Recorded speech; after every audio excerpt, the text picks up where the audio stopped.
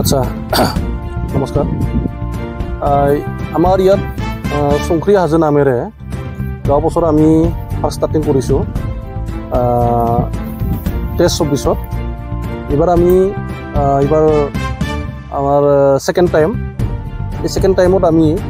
ইয়াত মানে পিকনিক খাব যাতে মানে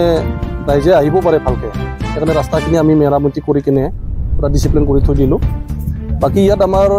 পিকনিক স্পটলৈকে আহিবৰ কাৰণে আমাৰ ৰঙিয়া দিগি যদি অহা যায় তেতিয়া আমি ৰঙিয়া তামোলপুৰ আৰু এইফালে ভূটান পাটকিজুলি হয় পাহাৰপুৰ হয় মানে ডাইৰেক্ট এইটো পাই যাব ইয়াত জেগাটো আৰু নলবাৰী ছাইডত হ'লে আমাৰ নলবাৰী ধমধমা বাগানপাৰা নবস্তি দিগি টাৰ্ণিং লৈ কেনে ডাইৰেক্ট পিন পইণ্টত আহিব পাৰে ইয়াত আমি সংখ্ৰী হাজো পিকনিক স্পট নামেৰে আমি যোৱা বছৰৰ পৰাই আমি ইষ্টাব্লিছ কৰিছোঁ চাব লগা যদি কয় তেতিয়া আমি ইয়াত বাকী আমাৰ যিটো নেকি হিলছগিলা আছে এটা ভাল এটা মানে ভিউ আছে আৰু নদী আছে দুই চাইডত আমাৰ এইফালে দং আছে পানীৰ সুবিধা আছে আৰু এইফালে আমাৰ নদী আছে আৰু আমাৰ পশ্চিম চাইডত মানে আমাৰ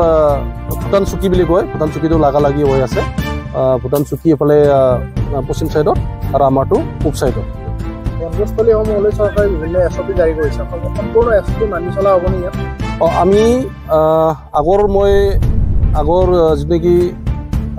বাইট লোৱা হৈছিল ইয়াতো কৈছোঁ মই যে চৰকাৰৰ যিটো এছঅপি দিয়া হৈছে সেইটো আমি মানি চলাম আৰু চবেই যাতে পিকনিক যোনে খাব আহে ৰাইজে এছঅপিটো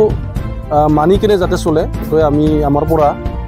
কোৱা হ'ল ৰাইজক জনোৱা হ'ল